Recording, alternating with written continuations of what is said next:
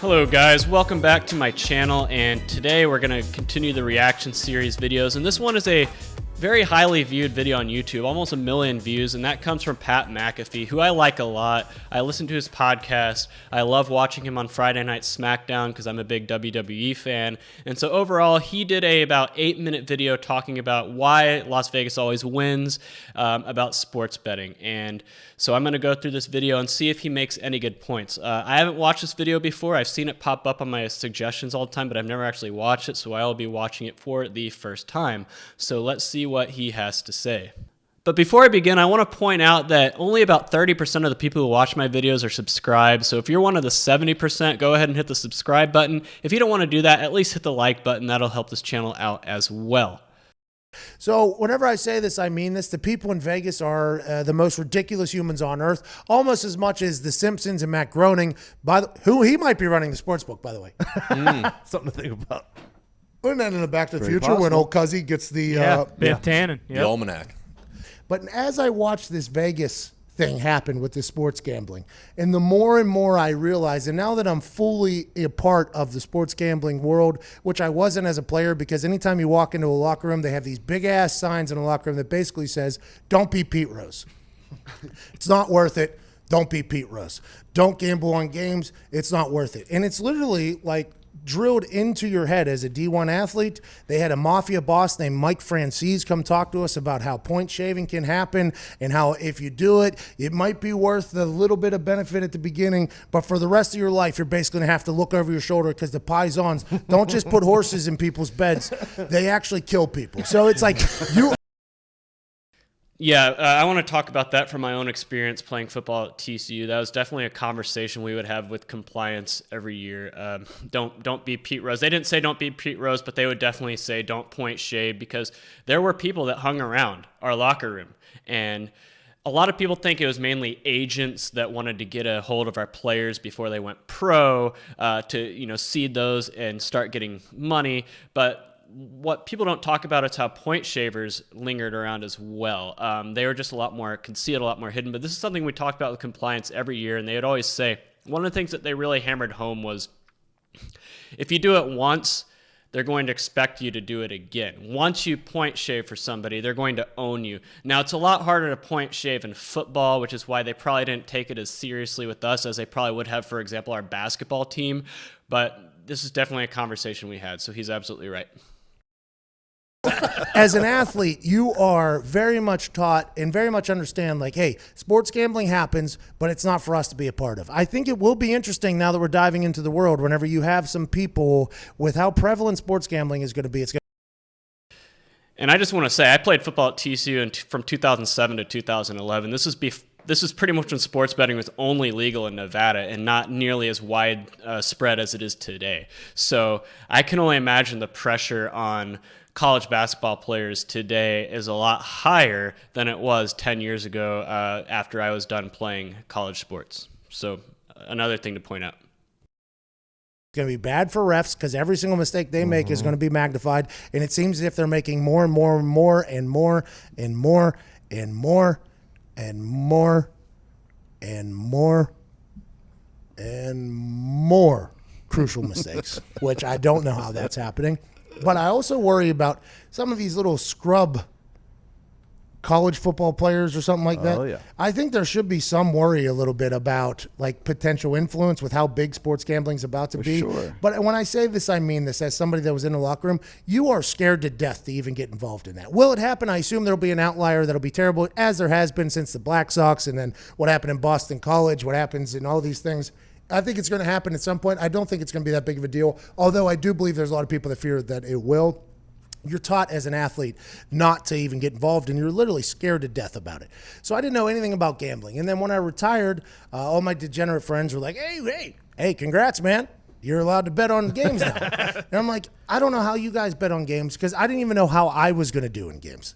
I would go into some games, and this is whenever I was having Pro Bowl seasons. I would have no clue how I was going to be. Like, you know what? Knee feels terrible today. Hip is very tight. Groin hurts somehow. My ass hurts.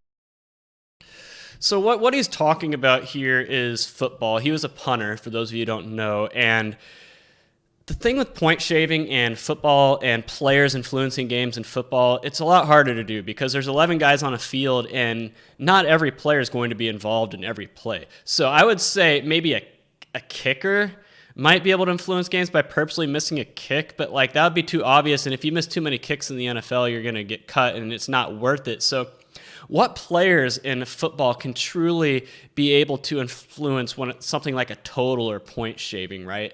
That's the thing. I remember when I played, like I wasn't going to be involved in every play.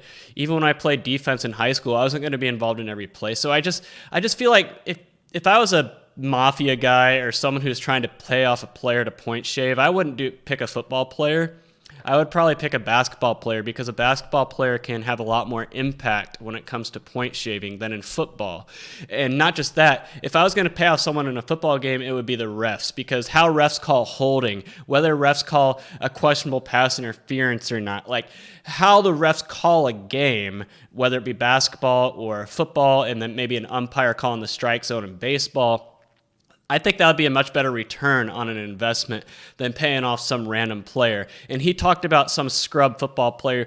The thing is, a scrub football player probably isn't going to see the field as much, probably won't be as impactful. So that's kind of where he's losing me here. It's just that how much influence can a football player really have? Really, the only position that's truly going to have a big influence would be a quarterback, but I don't think a quarterback is going to risk these things to point shave. And I'm going to point this out.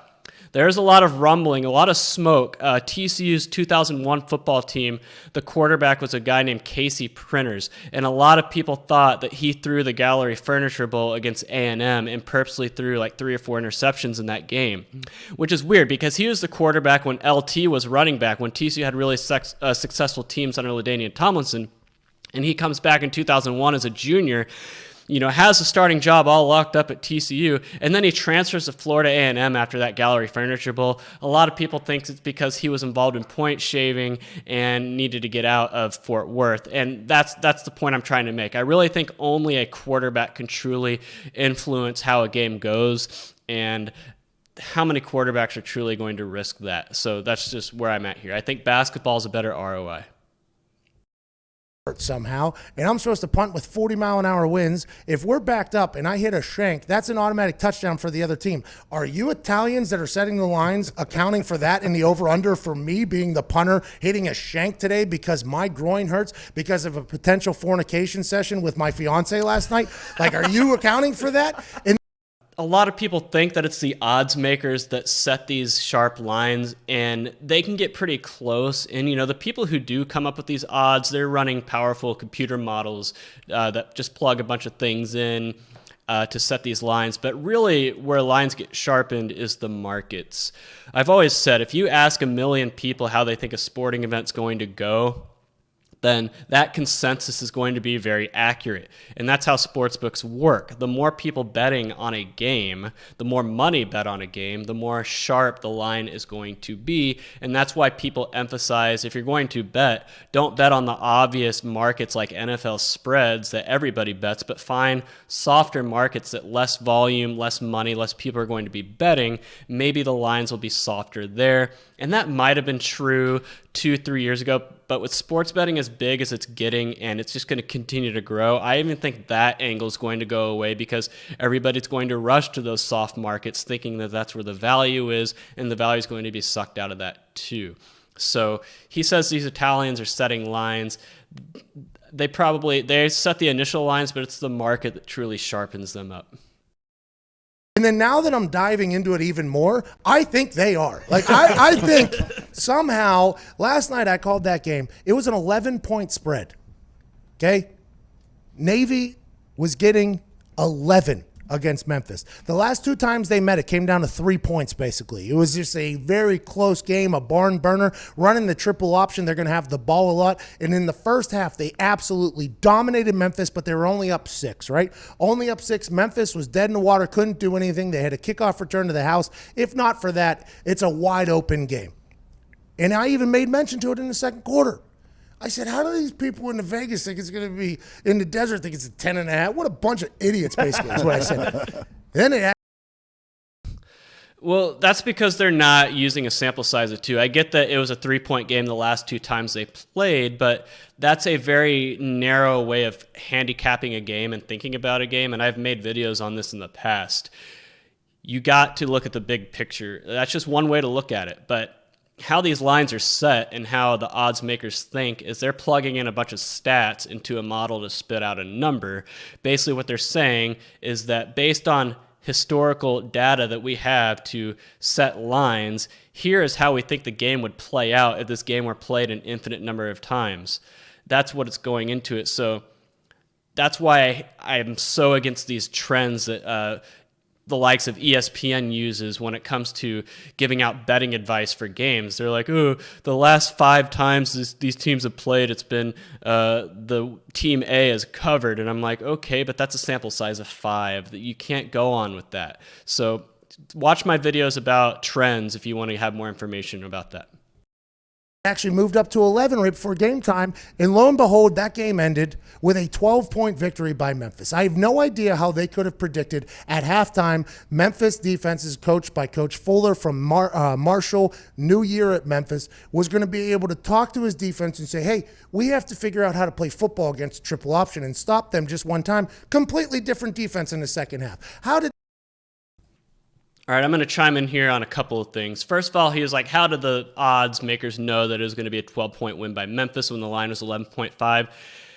Like I said, it's a bell curve. All these lines are set on a bell curve. If the game was played an infinite number of times, what would the average final score be? And I think it's a selection bias type of thing because very rarely does the final score actually end on the spread, but when it happens, people are like, oh, look at how much Vegas knows. But if you look at the other, 60 games played on a college football Saturday, how many games really land right on the number? It might just be that one, maybe 2 or 3 more. But it's like I said, it's a bell curve thing. Usually the average, I want to say last time I checked, the average Las Vegas line is off by about 11 points on average from the final score. So it's not like they get every game right. But like I said, it's just a selection bias thing, something you just notice when it happens. But it's not like they get everyone on. And now he's starting to talk about triple option. And this is where I can chime in from my football days, because we played Air Force every year when I was at TCU, who ran the triple option offense. And I ran the triple option offense in high school. The thing with the triple option is that it's all about assignment, and defending it is all about assignment. If every person on defense does what they're supposed to do, then you're going to stop it. And so when I was at TCU, we would start preparing for Air Force in the spring. And in the season, we would have an Air Force segment every week, even if they weren't our opponent that week, because our coach, Gary Patterson, knew that if you're going to be Air Force, you have to be prepared. So we made sure to spend a lot of time preparing Air Force.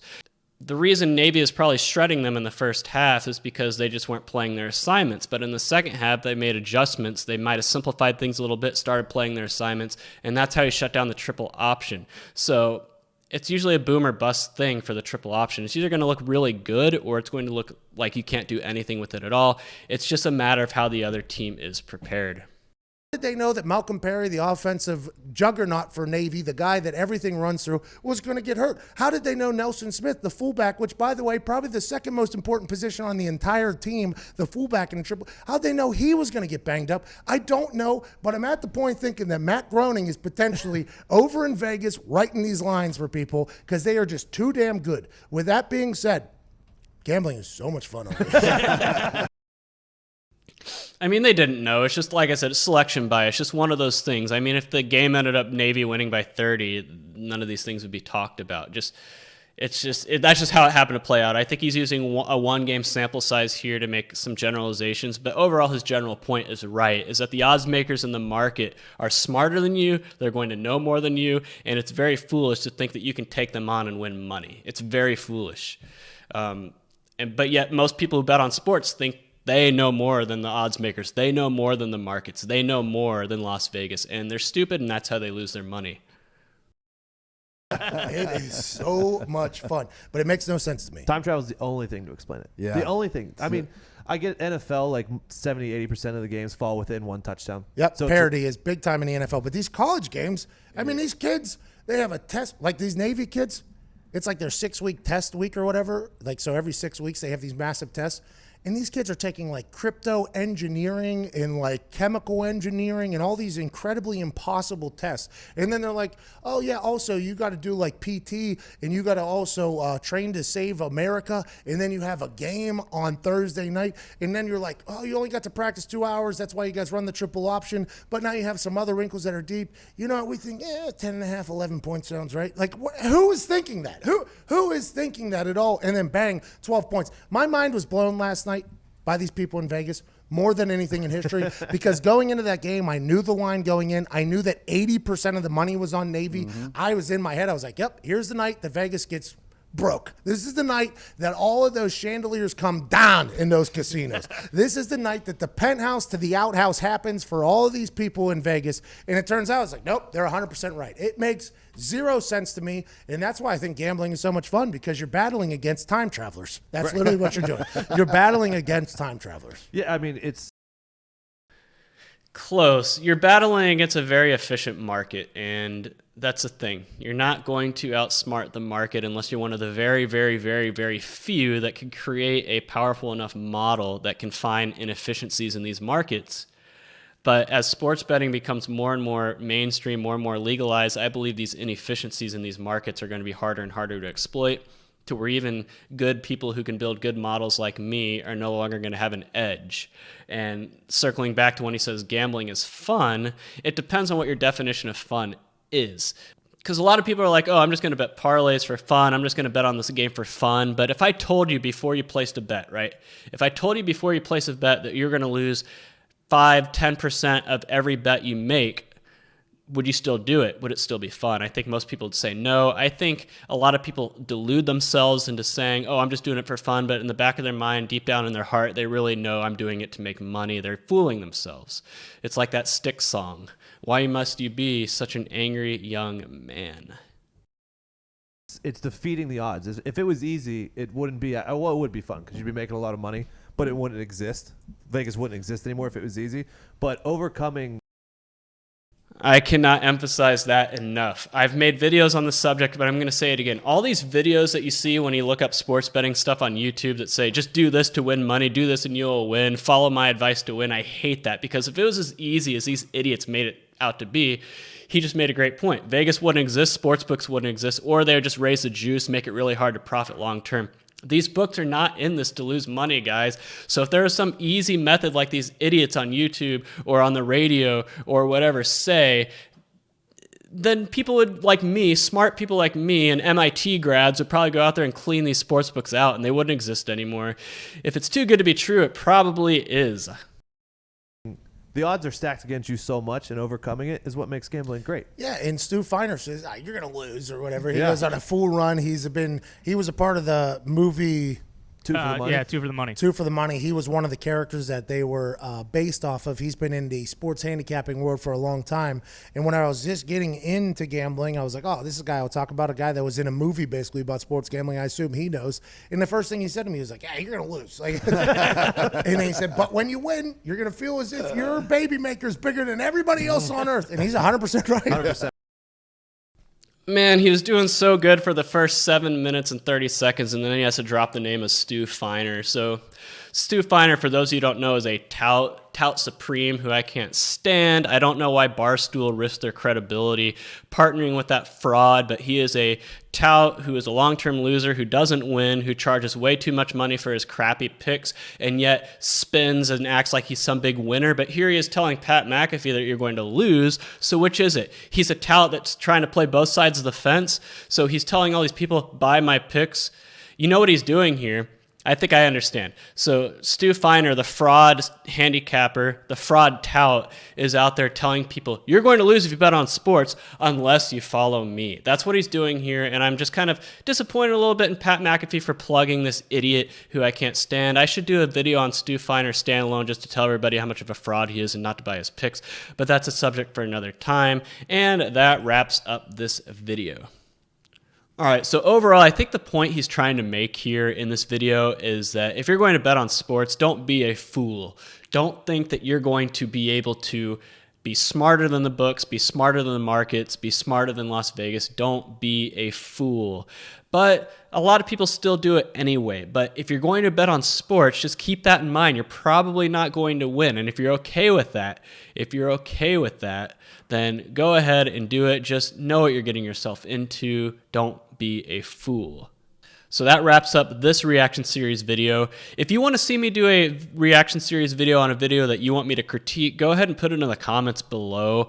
So stay tuned right here to my channel for more sports betting reaction videos, sports betting talk, and just general videos about the truth about sports betting in general. Until next time, this is me, your boy, William Lee, signing off.